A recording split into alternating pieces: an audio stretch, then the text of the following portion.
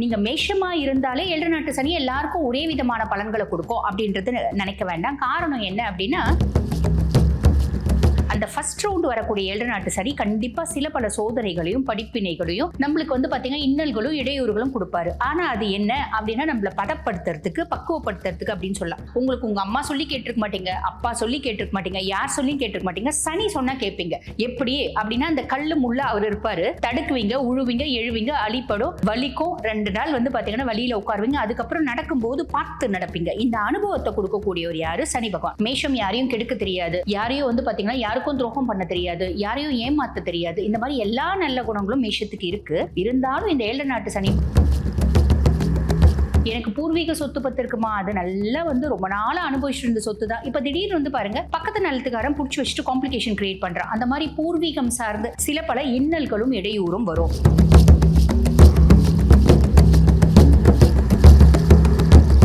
வணக்கம், நான் டாக்டர் தீபா லலன். இன்னைக்கு நம்ம என்ன டாபிக் பத்தி டிஸ்கஸ் பண்ண போறோம் அப்படின்னா, 2026 ஒவ்வொரு ராசிக்கும் என்ன மாதிரி பலன்கள் இருக்க போகுது அதை தான் பார்க்க போறோம்.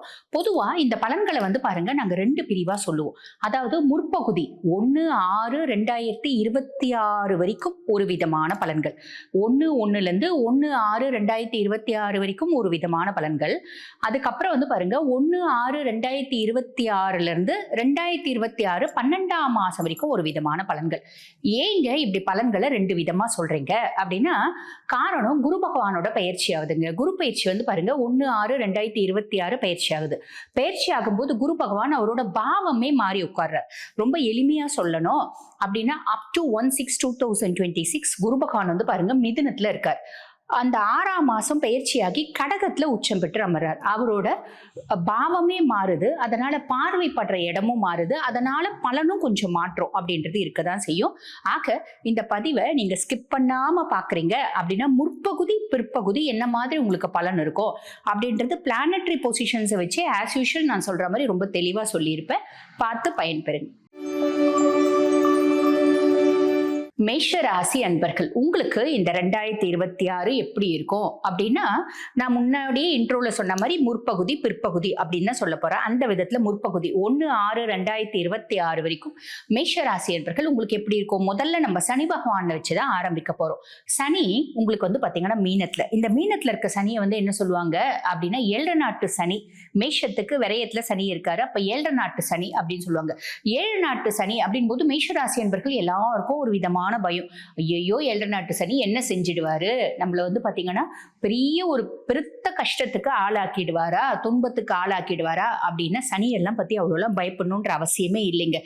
சனியை சமாளிக்கிறது அப்படின்றது ரொம்பவே சுலபமான விஷயம். சனியை பத்தி தேவையில்லாம கவலைப்படாதீங்க. அதுக்கும் மேல நீங்க மேஷமா இருந்தாலே 7 நாட்டு சனி எல்லாருக்கும் ஒரே விதமான பலன்களை கொடுக்கும் அப்படின்றது நினைக்க வேண்டாம். காரணம் என்ன அப்படின்னா, நீங்க ரொம்ப இளம் வயசு மேஷராசி என்பர்கள், ரொம்ப யங் ஏஜ் 10+ நியர்லி 20 இந்த மாதிரி இருக்கீங்க அப்படின்னா, வாழ்க்கையில ஃபர்ஸ்ட் ரவுண்டு சனி வரும். அந்த ஃபர்ஸ்ட் ரவுண்டு சனி இப்பதான் வாழ்க்கையில முறையா 7 நாட்டு சனி வருது. அந்த ஃபர்ஸ்ட் ரவுண்டு வரக்கூடிய 7 நாட்டு சனி கண்டிப்பா சில பல சோதனைகளையும் படிப்பினைகளையும் நம்மளுக்கு பாத்தீங்கன்னா இன்னல்களும் இடையூறுகளும் கொடுப்பாரு. ஆனா அது என்ன அப்படின்னா, நம்மள பதப்படுத்துறதுக்கு பக்குவப்படுத்துறதுக்கு அப்படின்னு சொல்லலாம். உதாரணத்துக்கு உங்களுக்கு ஒண்ணு சொல்றேன் அப்படின்னா, நம்ம பாருங்க நடந்து போறோம், பிள்ளைங்களை சொல்லுவோம் கீழே கல்லு முள்ளு இருக்கு, பார்த்து நடனா பிள்ளைங்க கேட்கவே கேட்காது. நடந்து போகும்போது டபால்னு தடுக்கி உழுந்து எழுந்துச்சுன்னா அடுத்து ஒவ்வொரு முறையும் பிள்ளைங்க பார்த்துதான் நடக்கும். இந்த ஒரு இடையூறை ஏற்படுத்துறது யாரு அப்படின்னா சனி பகவான். இதே மாதிரிதான் சனி பகவான் வாழ்க்கையில ரவுண்டு சனி வராரு அப்படின்னா, உங்களுக்கு உங்க அம்மா சொல்லி கேட்டிருக்க மாட்டீங்க, அப்பா சொல்லி கேட்டிருக்க மாட்டீங்க, யார் சொல்லியும் கேட்டிருக்க மாட்டீங்க. சனி சொன்னா கேட்பீங்க. எப்படி அப்படின்னா, அந்த கல்லு முள்ள அவர் இருப்பாரு, தடுக்குவீங்க, உழுவீங்க, எழுவீங்க, அழிப்படும், வலிக்கும். 2 நாள் பாத்தீங்கன்னா வழியில உட்காருவீங்க. அதுக்கப்புறம் நடக்கும்போது பார்த்து நடப்பீங்க. இந்த அனுபவத்தை கொடுக்கக்கூடியவர் யாரு? சனி பகவான். பயப்படணும் அப்படின்ற அவசியம் இல்ல, உங்களை பதப்படுத்துறாரு, பக்குவப்படுத்துறாரு அப்படின்னு சொல்லலாம். தீட்ட தான் வைரம், அந்த மாதிரி நம்மள வைரமா தீட்ட வைக்கிற வேலையை சனி பகவான் செய்வார். இது நல்லதா? ரொம்ப நல்லது, கவலைப்படணும்ன்ற அவசியம் இல்லை. சரி, 2வது இப்ப வாழ்க்கையில மத்தியம வயசுல இருக்கீங்க நீங்க அப்படின்னா, 2வது ரவுண்ட் சனி வரும். ஆல்ரெடி உங்க வாழ்க்கையில ஒரு முறை 7 நாட்டு சனி போயிடுச்சு, திருப்பி 2வது ரவுண்டு சனி வருது அப்படின் போது இந்த சனியை என்ன சொல்லுவாங்க அப்படின்னா, பொங்கு சனி அப்படின்னு சொல்லுவாங்க. பொங்கு சனின் போது நிறைய பேருக்கு அதுலயும் ஒரு விதமான சந்தேகம் இருக்கு. பொங்கு சனி செல்வம் அப்படி பொங்கி வழியோ அப்படின்னு அப்படிலாம் கிடையாது. பொங்கு சனி அப்படின்னும் போது நமக்கு படிப்பினைகளும் வேதனைகளும் சோதனைகளும் ரொம்பவே கம்மி அப்படின்னு அர்த்தம். காரணம் என்ன? ஆல்ரெடி அவர் நம்ம வாழ்க்கையில ஒரு முறை வந்து விளையாடிட்டு நம்மள செதுக்கிட்டு போயிட்டாரு. இப்ப செதுக்கிறதுக்கு ஒண்ணும் இல்ல, லைட்டா நம்மள பட்டி பாட்டா மட்டும் போதுமானது அப்படின்னு சொல்லலாம். அப்ப பிரச்சனைகள் ரொம்ப கம்மி. ஓகேங்களா? 3வது ரவுண்ட் நீங்க வந்து பாருங்க, ரொம்ப வந்து வயசு வந்து அதிகமா இருக்கு அப்படின்னா 60+, 70+ இருக்கீங்க அப்படின்னா சனி பகவான் 3வது ரவுண்ட் வருவார். ஆல்ரெடி உங்க வாழ்க்கையில 2 முறை 7 நாட்டு சனி நீங்க அனுபவிச்சிட்டீங்க. 3வது ரவுண்ட் வர்றதை வந்து என்ன சொல்லுவாங்கன்னா தங்கு சனி அப்படின்னு சொல்லுவாங்க. ஆக தங்கு சனியா இருக்கீங்க அப்படின்னா அவங்க வந்து பாருங்க ஆரோக்கியத்துல கவனம் அப்படின்றது வச்சுக்கணும். ரொம்ப எளிமையான விஷயம். சனியை பத்தி கவலைப்படணும்ன்ற அவசியம் இல்லை. அதுக்கும் மேல சனி நிறைஞ்ச வந்து பாத்தீங்கன்னா உழைப்பாளி, கடின உழைப்பாளி. நம்ம ஹார்ட் ஒர்க் பண்றோம் அப்படின்னா சனி நம்மள ஒண்ணுமே பண்ண மாட்டாரு. சனியை சமாளிக்கிறது அப்படின்றது சின்சியரா, டெடிகேட்டடா நீங்க உண்டு, உங்க வேலை உண்டு. நீங்க எப்பயுமே அப்படிதான். மேஷம் யாரையும் கெடுக்க தெரியாது, யாரையும் வந்து பாத்தீங்கன்னா யாருக்கும் துரோகம் பண்ண தெரியாது, யாரையும் ஏமாத்த தெரியாது. இந்த மாதிரி எல்லா நல்ல குணங்களும் மேஷத்துக்கு இருக்கு. இருந்தாலும் இந்த 7 நாட்டு சனியும் போது இன்னும் கொஞ்சம் நல்ல குணமா யாரை பத்தியும் யோசிக்காம நீங்க பாட்டு உங்க வேலையை செஞ்சுட்டு இருக்கீங்க அப்படின்னால சனியினால எந்த இடையூறும் கிடையாது. சரி, அதுக்கப்புறம் முற்பகுதியில் நம்ம யாரை பத்தி சொல்ல போறோம்? ராகு கேது பத்தி சொல்ல போறோம். ராகு 11ஆம் பாவம், லாபஸ்தான ராகு. 7 நாட்டு சனியிலையும் சனி பகவான் மார்ச் 29, 2025 பயிற்சி ஆயிட்டாரு இல்லையா? அடப்போங்கம்மா, சனி பயிற்சியிலேயே 1000 கன்ஃபியூஷன்மா. அதாவது திருக்கணித பிரகாரம் 2026 பத்தி நம்ம பலனை சொல்றோம் அப்படின்னாலே நம்ம திருக்கணித பிரகாரம் தான் பேசுறோம். புரியுதுங்களா? அந்த கன்ஃபியூஷனே உங்களுக்கு வேண்டாம். அப்ப மார்ச் 29, 2025 பயிற்சியாக இருக்க சனி பகவான் உங்களுக்கு 7 நாட்டு சனியா வந்தாலும் சனியினால பெருசா நீங்க லாஸ் ஆகல. காரணம் என்ன அப்படின்னா லாப ராகு நீங்க செய்யக்கூடிய தொழில ஒரு அபரிவிதமான லாபம் அப்படின்றத ஏற்படுத்தி இருக்காரு. சனி வந்து பாருங்க உங்களை பள்ள நோண்டி புதைக்க பார்த்தாரு, ராகு வந்து கையை பிடிச்சி தூக்கி விட்டுட்டாரு அப்படின்னு சொல்லலாம். ஆக நம்மளுக்கு சனியினோட கொடுமைகள் அனுபவிக்காம இருக்கிறதுக்கே ராகு வந்து நல்ல பொசிஷன்ல இருக்கிறது தான் காரணம். லாபஸ்தான ராகு 11ஆம் பாவ ராகு, அதுல சம் காம்ப்ளிகேஷன்ஸும் இருக்கு, தானமா செய்யுது அப்படின்னு இருக்கு. ஆனா நம்ம முற்பகுதியில் அதை பத்தி பார்க்கணும், யோசிக்கணும் அப்படின்ற அவசியமே இல்லைங்க. காரணம் என்ன அப்படின்னா குருனோட பார்வை அவர் மேல இருக்கு. இதை வந்து என்ன சொல்லுவாங்க அப்படின்னா ஜோதிட பிரகாரம் இது குரு சண்டால யோகம். அந்த மாதிரி ஜோதிட பிரகாரம் ஒவ்வொரு யோகத்துக்கும் ஒரு பேர் இருக்குங்க. லட்சுமி நாராயண யோகம், தனலட்சுமி யோகம், அதே மாதிரி குரு சண்டால யோகம், இந்த மாதிரி நிறைய யோகங்கள் இருக்கு. அந்த மாதிரி நம்மளுக்கு குருனோட பார்வை இருக்கிறது இது வந்து குரு சண்டால யோகம் அப்படின்னு சொல்லுவாங்க. இது வந்து எந்த ஒரு மதம், ஜாதி அதை பத்தி எல்லாம் பேசுற இது கிடையாது. ஜோதிடத்துல அப்படி ஒரு யோகம் அப்படின்னு இருக்கு, அதை சொல்றோம். அதுக்கப்புறம் வந்து பாருங்க கேது 5ஆம் பாவம், பூர்வ புண்ணியஸ்தானம், புத்திரஸ்தானம் கேது. நாங்க வந்து பாருங்க ஒரே வீட்டுல தான் இருக்கோம். எங்க குழந்தைங்க எங்க கூட ரொம்ப பெருசா அந்யோன்யமா இருக்கவே மாட்டேன்றாங்க. எனக்கு என் பிள்ளைன்னா ரொம்ப பாசம். இப்ப என் பிள்ளைய விட்டு நான் டிஸ்டன்ஸ் மெயின்டைன் பண்றேன். எனக்கு பூர்வீக சொத்து பத்து இருக்குமா, அது நல்லா வந்து ரொம்ப நாளா அனுபவிச்சுட்டு இருந்த சொத்து தான். இப்ப திடீர்னு வந்து பாருங்க பக்கத்து நிலத்துக்காரன் புடிச்சு வச்சுட்டு காம்ப்ளிகேஷன் கிரியேட் பண்றான். அந்த மாதிரி பூர்வீகம் சார்ந்து சில பல இன்னல்களும் இடையூறும் வரும். அதே மாதிரி நம்ம குழந்தைங்க நம்ம கூட பெருசா ஓட்ட மாட்டாங்க. நிறைய மேஷராசி அன்பர்களுக்கு வந்து பாருங்க குழந்தைங்க வெளிநாடு போறது, வெளியூர் போறது, வெளிநாட்டுக்கு போய் படிக்க போறது, இந்த மாதிரி நிறைய விஷயங்கள் நம்மளை விட்டு தள்ளி போறதுக்கான நிறைய பிராப்தம் இருக்கும். அது நல்லதா கெட்டதா அப்படின்னு கேட்டா நல்லதுதான், பெருசா கவலை பண்ணணும் அப்படின்ற அவசியம் இல்லை. அதுக்கப்புறம் குரு பகவானை பத்தி சொல்லணும் அப்படின்னா குரு 3ஆம் பாவம், இளைய சகோதர தைரியஸ்தானத்துல குரு. என்னோட தைரியமும் தன்னம்பிக்கையும் வேற லெவல்ல இருக்கும். காரணம் என்ன? எனக்கு தெளிவான ஞானம் இருக்கும், தெளிவான புத்திசாலித்தனம் இருக்கும், நல்ல அறிவு இருக்கும், ஆக்கப்பூர்வமான சிந்தனை இருக்கும், எழுத்தாற்றல் இருக்கும். ஆக எனக்கு நல்ல அறிவு இருக்கு அப்படின்னாலே கான்ஃபிடென்ட் லெவல் வேற மாதிரி தானே இருக்கும். ஸோ அந்த மாதிரி என்னோட கான்ஃபிடென்ட் லெவல் வேற மாதிரி இருக்கும், வேற லெவல்ல இருக்கும் அப்படின்னு சொல்லலாம். இது முற்பகுதி. இது நல்லதா? ரொம்ப நல்லது. அதே மாதிரி தம்பி தங்கச்சி மூலியமா ஒரு ஆதரவு, சப்போர்ட் அப்படின்றது கிடைக்கும். என்னம்மா சொல்றீங்க, எங்க தம்பி தங்கச்சிலாம் எங்களை விட்டு 10 வருஷம் ஆகுது பிரிஞ்சு, 15 வருஷம் ஆகுது, பரவாயில்ல. இந்த காலகட்டத்துல அவங்களால ஏதோ ஒரு விதத்துல சப்போர்ட்னா பெரிய லெவல்ல நம்ம எதிர்பார்க்கல அப்படின்னாலும் ஒரு சின்ன லெவல்ல ஏதும் ஒரு சப்போர்ட் அப்படின்றது கிடைக்கும். இதுக்கு குருவே கேரண்டி அப்படின்னு சொல்லலாம். ஆக இது முற்பகுதி. இப்ப அப்படியே பிற்பகுதிக்கு வரும். பிற்பகுதி 1/6/2026 2026 முடிய என்ன விதமான பலன்கள் அப்படின்னா முதல்ல வந்து பாருங்க சனி 7 நாட்டு சனியாவே தான் இருக்காரு.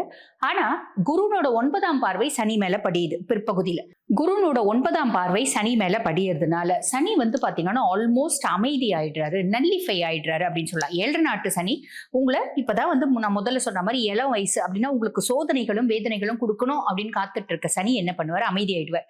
எதுக்கு இவங்களுக்கு சோதனை கொடுப்பானே, எதுக்கு இவங்களை வேதனை கொடுப்பானே, நம்ம பாட்டும் சிவனேன்னு இருக்கலாம், தேமேன்னு இருக்கலாம் அப்படின்ற ஒரு மைண்ட் செட்டுக்கு சனி வந்துருவாரு. இது ஒரு பெருத்த ரிலீஃப் பிற்பகுதியில அப்படின்னு சொல்லலாம்.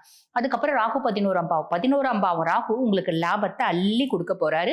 நீங்க என்ன தொழில் செய்றீங்க அப்படின்னாலும், நாங்க தொழில்லாம் செய்யலமா ஒரு கன்சர்ன்ல வேலை செய்றோம் அப்படின்னாலும் ஏதோ ஒரு விதத்துல ப்ரொமோஷன், இன்கிரிமெண்ட், இடமாற்றம், தொழில் மாற்றம் அப்படின்றது ஏதோ ஒன்று நடக்கும். அதனால ஒரு ஆதாயம் அப்படின்றது நடக்கும். ஆனா இந்த 11ஆம் பாவம் அப்படின்றது மூத்த சகோதர சகோதரிகளை குறிக்கக்கூடிய பாவம் ஆச்சேம்மா அப்படின்னா அது உண்மைதான். இந்த பிற்பகுதியில என்ன பண்ணணும் அப்படின்னா, மூத்த சகோதர சகோதரிகள் உங்களுக்கு இருக்காங்க அப்படின்னா அவங்க கிட்ட வந்து பாத்தீங்கன்னா ஒரு நல்ல ரிலேஷன்ஷிப் மெயின்டைன் பண்ணும். பெருசா நீங்க ஒண்ணு பேச அவங்க 2 பேச, நீங்க 2 பேச அவங்க 20 பேச அப்படின்ற மாதிரி வாக்குவாதம் வரத்துக்கு வாய்ப்பு உண்டு. அதுல மட்டும் கவனம் அப்படின்றது வச்சுக்கோங்க. அதே மாதிரி அவங்களுக்கு உடல் சார்ந்த உபாதைகள் வரத்துக்கும் வாய்ப்பு உண்டு. ஹெல்த் இஷ்யூஸ் வருது அப்படின்னா உடனே வைத்தியம் அப்படின்றது பண்ணிக்கோங்க. கேது அதே பொசிஷன் தான். கேது எந்த மாற்றம் கிடையாது. அதுக்கு அடுத்து வந்து பாருங்க குரு பகவான். குரு 4ஆம் பாவம் சுக குருவா வர்றார். இந்த 4ஆம் பாவம் குரு இது வந்து பாருங்க சுக தாயார் ஸ்தானம் அப்படிம்பாங்க. இந்த 4ஆம் பாவம் குரு விஷயத்தினால, அதாவது அவர் அங்க வந்து உட்கார்றதுனால உங்களுக்கு ஆப்வியஸ்லி டிஃபால்ட்டா 4 விஷயம் நடக்கும். அது என்னென்ன அப்படின்னா, நிறைய விஷயத்துக்கு இடமாற்றம் நடக்கும், தொழில் மாற்றம் நடக்கும், அம்மானோட சப்போர்ட் பரிபூர்ணமா இருக்கும், கம்ஃபர்ட் அப்படின்றது அதிகரிக்கும். எந்த விதத்துல கம்ஃபர்ட் அதிகரிக்கும்? ஒரு உதாரணத்துக்கு சொல்றேன் அப்படின்னா, இப்போ வந்து பாருங்க, நான் டெய்லி வந்து ஆஃபீஸ் வண்டியில ஒரு 1.5 மணி நேரம் டிராவல் பண்ணிட்டு ஆஃபீஸ் போய் ரீச் ஆவேன். ஆஃபீஸ்லேயே வேன் அனுப்புறாங்க. ஆனா நான் இப்போ என்ன பண்ணிட்டேன், டெய்லி எனக்கு 1.5 மணி நேரம் வேஸ்ட் ஆகுதே அப்படின்னு சொல்லிட்டு வேலையை கடகடன்னு முடிச்சுட்டு ஓடுற மாதிரி இருக்கே அப்படின்னு சொல்லிட்டு என்ன பண்ணிட்டேன், அழகா கம்ஃபர்ட்டா ஒரு கார் வாங்கிட்டேன். ஜம்முன்னு ஏசி போட்டு நான் 1/2 மணி நேரத்துக்கு முன்னாடி கிளம்புனா போதும், ஜம்முன்னு ஏசியில போய் நான் வண்டி ஓட்டிட்டு போறேன், ஏசியில போறேன். அதே மாதிரி பாத்தீங்கன்னா அங்க போய் கம்ஃபர்ட்டா உட்காரேன். என்னோட நேரம் மிச்சமாவது, என்னோட டென்ஷன் மிச்சமாவது, என்னோட அலைச்சல் மிச்சமாவது, அப்படி ஏதோ ஒரு விதத்துல என்னோட கம்ஃபர்ட் அப்படின்னு அதிகரிக்குது அப்படின்ற ஒரு அமைப்பு. இது எனக்கு நான் தெரிஞ்ச ஒரு சின்ன எக்ஸாம்பிள் சொன்னேன். உங்க கம்ஃபர்ட் எந்த விதத்துல அதிகரிச்சிருக்கு நீங்க வந்து பாத்தீங்கன்னா இம்ப்ளை பண்ணி பாருங்க அப்படின்னு சொல்லலாம். அதே மாதிரி அம்மானோட சப்போர்ட் கிடைக்கும். அம்மா முதல்ல இருந்தே எனக்கு சப்போர்ட் தாங்க. அம்மாக்கு ஹெல்த் இஷ்யூஸ் இருந்துச்சு, அதனால எனக்கு மன உளைச்சல் இருந்துச்சு. இப்ப அம்மானோட ஹெல்த் இஷ்யூஸ்ல நல்ல முன்னேற்றம். அம்மா வந்து பாருங்க உடல் சார்ந்த உபாதைகள்ல இருந்து நல்லா ஆயிட்டதுனால இப்ப அம்மா வந்து முழுசும் எனக்கு சப்போர்ட் பண்றாங்க அப்படின்ற ஒரு அமைப்பு. ஏதோ ஒரு விதத்துல அம்மானால சப்போர்ட் அப்படின்றது கிடைக்குது. அதுக்கு மேல வந்து பாருங்க குரு பகவானை பத்தி சொல்லணும் அப்படின்னா, குரு வந்து உங்களுக்கு லார்ட் ஆஃப் 9 and 12, அதாவது பாக்கியஸ்தானத்துக்கும் அவன் தான் அதிபன், மோட்ச விரயஸ்தானத்துக்கும் தான் அவன் தான் அதிபன். அவன் இப்ப சுகஸ்தானத்துல வந்து உட்கார்ந்துட்டு இருக்கிறதுனால ஏதோ ஒரு விதத்துல நிறைய நல்லது அப்படின்றது செஞ்சிடுவான், கவலையப்பட வேண்டாம். அதுக்கும் மேல குருனோட பார்வை 8, 10, 12ஆம் பாவங்களை பாக்குது. அதாவது 8ஆம் பாவம் துஷ்தானத்தை பாக்குது. உங்களோட ஹிடன் ரிலேஷன்ஷிப்ஸ், ஹிடன் சீக்ரசிஸ் வெளியே வரா மாதிரி இருக்கு, தெரியற மாதிரி இருக்கு, பயமா இருக்கு. குரு தெரிய விட மாட்டான், கவலைப்பட வேண்டாம். ஆரோக்கியத்துல பிரச்சனை இருக்கு, அதுல வந்து நல்ல இம்ப்ரூவ்மெண்ட் குரு கொடுத்துருவோம், கவலைப்பட வேண்டாம். தொழில்ல ஏதாவது ஒரு காம்ப்ளிகேஷன்ஸ் இருந்துட்டே இருக்குங்க, வேலையை விட்டு தூக்கிடுவாங்களோன்ற பயம் இருக்கு, கவலைப்படாதீங்க. குருனோட பார்வை இருக்கிறதுனால உங்களை வேலையை விட்டு தூக்க மாட்டாங்க, தொழில் கண்டிப்பா முன்னேற்றம் அப்படின்றது அமையும். மோட்ச விரயஸ்தானத்துல குருனோட பார்வை 12ஆம் பாவம். நிறைய பேர் வந்து பாருங்க வெளிநாடு போவீங்க, வெளியூர் போவீங்க, கோயில் போவீங்க, டூர் போவீங்க, ஏதோ ஒரு விதத்துல வீட்டுல சுப செலவு, திருமணம் பண்றது. நாங்களே இளம் வயசு மேஷங்க, எங்களுக்கே திருமணம் நடக்கலாம். இல்லைன்னா வந்து பாருங்க கார் வாங்குறது, சொத்து பத்து வாங்குறது, நிலப்புலம் வாங்குறது, இப்படி நிறைய நல்ல விஷயம் அப்படின்றது கண்டிப்பா மேஷத்துக்கு நடக்குங்க, கவலையப்படாதீங்க. ஆக இந்த மேஷ ராசி அன்பர்கள் உங்களுக்கு முற்பகுதி பிற்பகுதி 2 விதமா பலன் சொல்லியிருக்கேன். இதுல 2த்துல எதுங்க சூப்பரா இருக்கும் அப்படின்னா, முற்பகுதி நல்லா இருக்கும். அதை விட ரொம்ப சூப்பரா இருக்கிறது எது அப்படின்னா பிற்பகுதி. ப்ராப்பரா வந்து பாத்தீங்கன்னா யூட்டிலைஸ் பண்ணிக்கிறீங்க அப்படின்னா 2026 உங்களுக்கு நல்லது நடக்கும், நல்லது மட்டுமே நடக்கும். வாழ்த்துக்கள். இப்ப நான் சொல்லியிருக்கிறது வந்து பாத்தீங்கன்னா உங்க ராசிக்கான பொதுவான பலன். 100% நடக்குமா? உங்க சுய ஜாதகத்துல தசை என்ன தசை நடக்குது, தசநாதன் எந்த பாவத்துல இருக்கா, நல்ல தசை நடக்குது அப்படின்னா 100க்கு 100% நடக்கும். தசை பெருசா ஃபேவரா இல்லைங்க. அஷ்டமாதிபதியினோட தசை நடக்குது, 3ஆம் பாவத்து அதிபதியினோட தசை நடக்குது, 6ஆம் பாவத்து அதிபதியினோட தசை நடக்குது, 12ஆம் பாவத்து அதிபதியினோட தசை நடக்குது. அதுக்கு மேல அவன் மேல நல்ல சுபரோட பார்வையும் இல்லை அப்படின்னும் போது 50% சாலிடா நடக்கும். புரியுதுங்களா? ஆக இப்ப நான் சொன்ன விஷயங்கள் நீங்க வந்து அனலைஸ் பண்ணி பார்த்துக்கலாம், சுய ஜாதகத்தை வச்சு நீங்க கம்பேர் பண்ணி பார்த்துக்கலாம். அதுக்கும் மேல இல்லைங்க, என் பிள்ளைங்க ரீதியா எனக்கு பெருத்த மனக்குழப்பம் இருக்கு, நாங்க வந்து டிவோர்ஸ் நோக்கி அப்ளை பண்ணிருக்கோம், டிவோர்ஸ் வருமா தெரியல, மனைவி ஒத்துக்குவாங்களா தெரியல, புதிய தொழில் தொடங்கலாம்னு நினைக்கிறோம், தொடங்கலாமா வேணாமா, வெளிநாட்டுக்கு போகலான்னு நினைக்கிறோம், செய்யலாமா வேணாமா, இப்படி பல குழப்பங்களும் பல வந்து பாத்தீங்கன்னா தீர்க்க முடியாத பிரச்சனைகள். இதுக்கு மேல குழந்தைங்களாம் ரொம்ப கஷ்டப்படுறாங்க. எத்தனையோ பிரச்சனைகள் இருக்கு இல்லைங்களா, வெளியே சொல்ல முடியாத பிரச்சனை. அந்த மாதிரி தீர்க்க முடியாத பிரச்சனைகள்ல இருக்கீங்க அப்படின்னாலும் உங்க சுய ஜாதகம் அதுக்கு ஒரு பெரிய இண்டெக்ஸ்ங்க. அதை வச்சு நம்ம பல தீர்வு அப்படின்றது பண்ணிக்க முடியும். அந்த மாதிரி உங்க சுய ஜாதகத்தை பார்க்கணும் அப்படின்னா, நான் பேசிட்டு இருக்கும் போதே என்னோட வாட்ஸ்அப் நம்பர் டிஸ்பிளேல கொடுத்துருப்பாங்க. அந்த வாட்ஸ்அப் நம்பருக்கு கால் பண்ணி அப்பாயின்மெண்ட் ஃபிக்ஸ் பண்ணி என்கிட்ட பேசிக்கலாம். தேங்க்யூ.